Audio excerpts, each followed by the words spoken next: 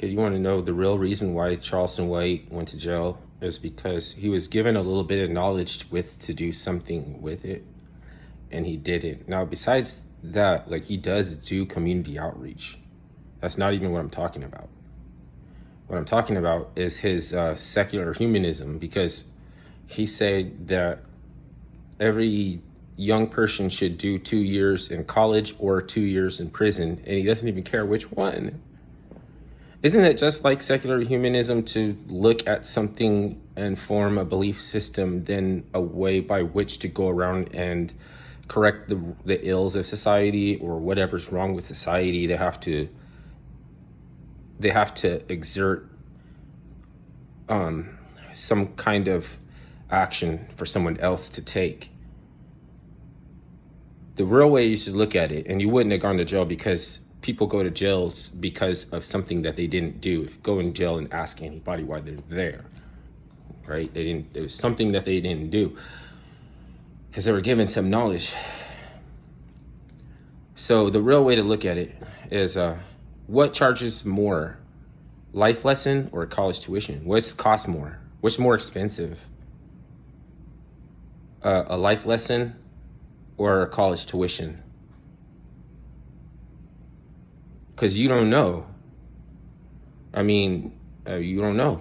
You don't want to learn a life lesson. People might say they want to learn all of life's truths and everything. But they can't say that they want to learn a life lesson. Nobody does, because you know they're expensive.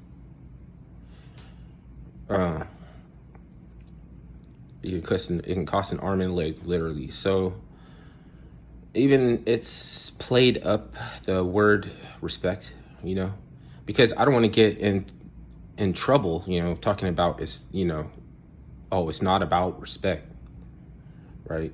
It is, but it's more about a consideration. Wars don't end when you respect your enemy. That's just the table turning around. That just means that they're going to start kicking your ass instead of you were kicking their ass. The war ends when you have a consideration for your enemy. If you take a consideration for your enemy, the war's over.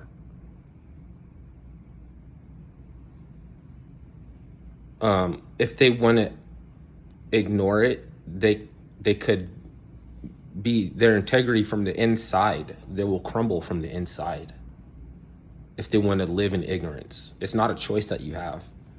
It's just that's why patience is a virtue, because you can drive them in more defensive. They can make them more defensive, or you can make them recite something that's more defensible to your liking, right? So sometimes it's not all, even if your facts are correct, even if you know a fact, sometimes it's not. Sometimes it still contributes more to the meta conversation than it would contribute to actually being able to demonstrate and prove. And propaganda is the stuff that they have to maintenance every day, because the nails are always coming out and the screws are always loose. It's like a shirt, and you have to iron out the wrinkles every day. You know what I mean? And it's like, if something got heated, if your message, if your point came across and got heated, we're not going to be tomorrow going over the same thing. Like, it's a new concept. And if you look at the stuff that's propaganda today, you see that they are stating a fact. We know a fact. You can't disagree with this fact. So we're being mindful and respectful, and you're not. But you have to undergo this temporarily and have some patience. Instead of taking the bait and jumping into the meta conversation, you have to do like they do on this show, whatever, that they're starting to, this practice of bringing back the open forum debate, because all you do is maintain the forum.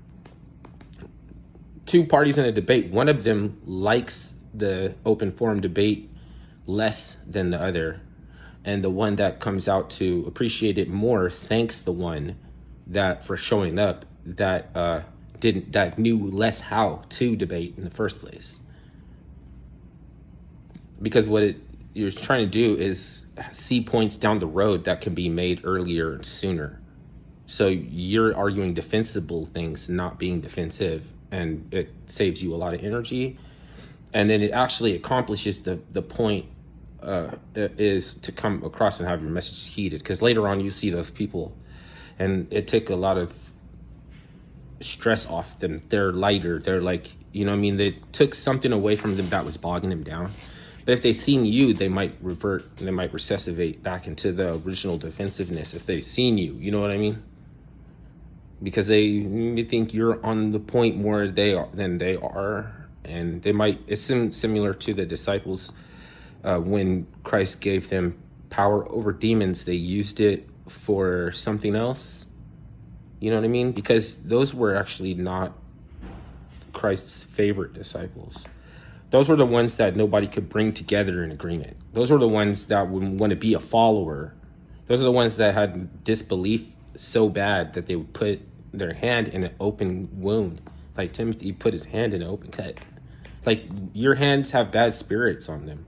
If you put your hand in an open cut, you're not taking into consideration for them, for the person, because he's trying to say something undefensible. He's trying to say that he returned from the dead, and I don't still believe you. But if my partner was talking funny, crazy like that, I'm not going to put my hand in his cut.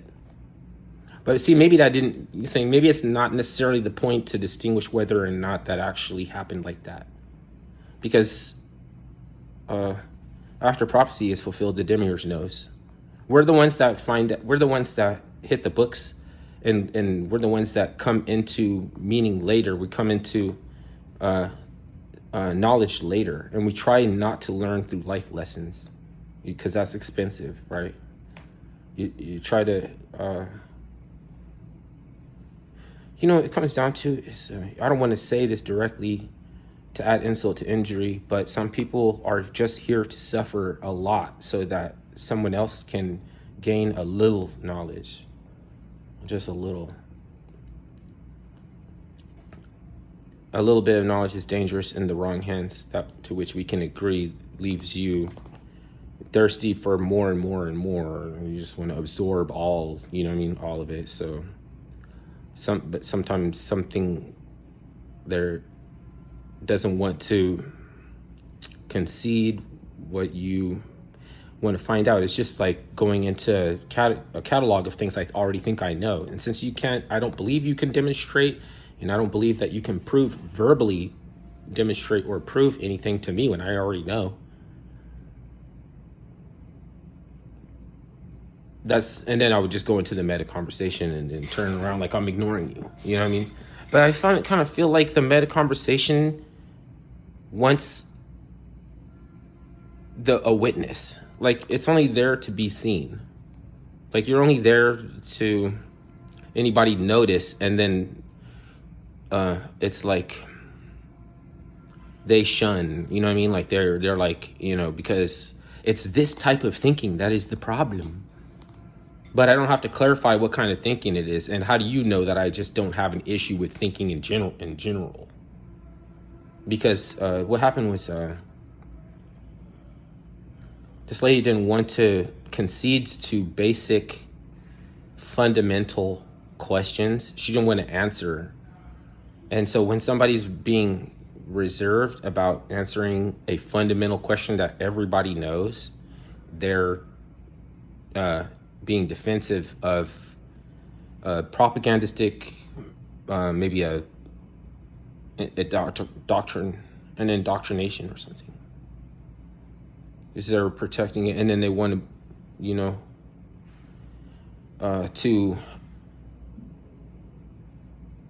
well, I don't know what they want to do, but when they kept demanding an answer for those basic things that everybody's like, yeah, no, like, come on, just like, so we can go on, you know what I mean? She was like, she took offense to the question to meaning something that it didn't mean, and she said that this kind of thinking is the problem, but there was no thinking. She should have just said thinking is the problem.